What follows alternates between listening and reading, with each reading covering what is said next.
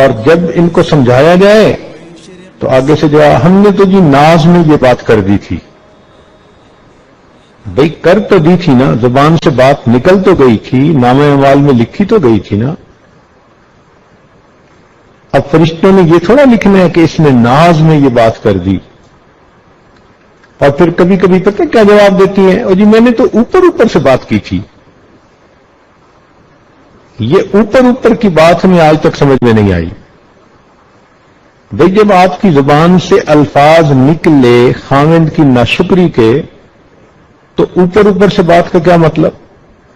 یہ سب شیطان کے بہکاوے ہیں. ایسی باتیں نہیں کرنی چاہیے جو انسان کے کیے ہوئے عملوں کو ضائع کر دے. یہ جو نعمت کی ناشکری ہوتی ہے، اس کی وجہ سے اللہ تعالیٰ بندے کو نعمتوں سے محروم فرما دیتے ہیں. اس لیے حدیث پاک میں عورت کو ناقصات العقل کہا گیا ہے کہ عورتیں عقل کی ناقص ہوتی ہیں. اب یہ جو عقل کی ناقص کہا گیا، اس کا کیا معنی؟ اس کا معنی یہ نہیں ہوتا کہ یہ بے وقوف ہوتی ہیں، عقلی اعتبار سے ان میں سمجھ نہیں ہوتی. نہ، عورتیں اتنی عقل مند اور سمجھدار ہوتی ہیں کہ اچھے بھلے بندے کی سٹی کو گم کر دیتی ہیں، ٹگنی کا ناچ نچا دیتی ہیں بندے کو. عام طور پر ہم نے دیکھا کہ بچیوں کے رزلٹ میں ان کے نمبر زیادہ ہوتے ہیں بنسبت بچوں کے. تو پھر ان کو کیوں ناقصات العقل کہا گیا؟ تو اس راز کو سمجھنے کی ضرورت ہے. ناقصات العقل اس لیے کہا گیا کہ ان کے جذبات ان کی عقل پر غالب آ جاتے ہیں. لہذا جس سے محبت کرتی ہیں اتنا چاہے گی کہ جی کرے گا کہ ساری دنیا کے لوگ مر جائیں اور گلیوں میں بس یہ چلے. اور اگر کسی سے نفرت کریں گی ذرا سی بات پہ تو جی چاہے گا یہ زمین کے اوپر کیوں ہے، ابھی زمین کھل جائے اور یہ زمین کے نیچے چلا جائے. اس قدر ان کے اندر شدت ہوتی ہے، اور یہ شدت ان کے عقل کو ناقص کر دیتی ہے. یہ فیصلے اچھے نہیں کرتی. پھر چنانچہ ہم نے کئی مرتبہ یہ تجربہ کیا، اچھے خاندان کی لکھی پڑھی لڑکی اب کسی بدکار قسم کے لڑکے نے اس کے ساتھ تعلق جوڑ لیا. نہ وہ لڑکا کسی اچھے خاندان سے ہے، نہ وہ کوئی کام کرتا ہے، نہ اس کی تعلیم ہے، نہ کوئی اس کی پرسنالٹی ہے، کوئی جوڑ نہیں بنتا دونوں کا. ماں باپ سمجھا کے تھک جاتے ہیں، کہتی ہے نہیں میں نے تو اسی سے شادی کرنی ہے.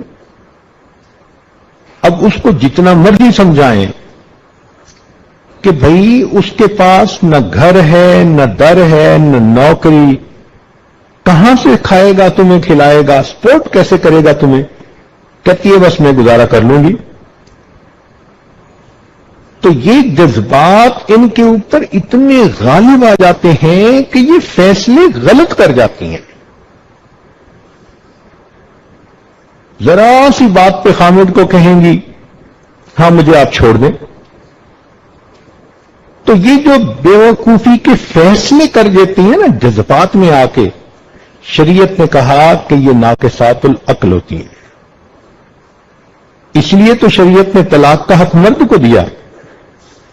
اگر بالفرض و تقدیر طلاق کا حق عورت کو دیا جاتا تو ماشاءاللہ ایک دن میں 25-30 طلاقیں تو ہر مرد کو ہو جاتی. اس لیے شریعت نے کہا کہ ہن ناقصات العقل والدین، دین اور عقل کی ناقص ہوتی ہیں. تو جذباتی فیصلے نہیں کرنے چاہیے، اللہ کی نعمتوں کی ناقدری نہیں کرنی چاہیے.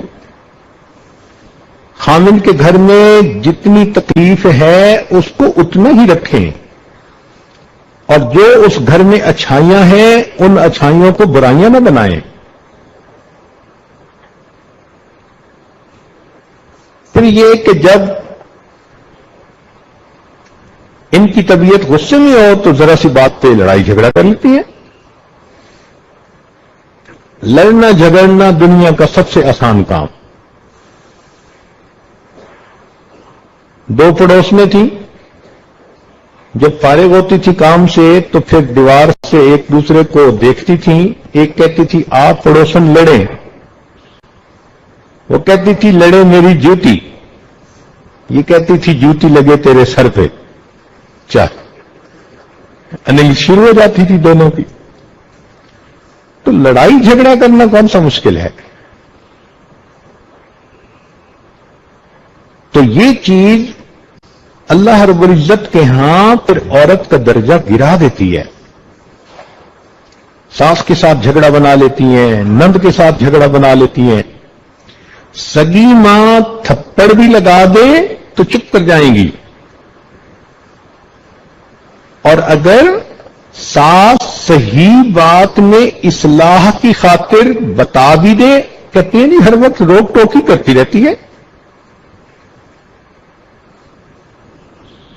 تو یہ چیز ان کے لیے جہنم میں جانے کا سبب بنتی ہے.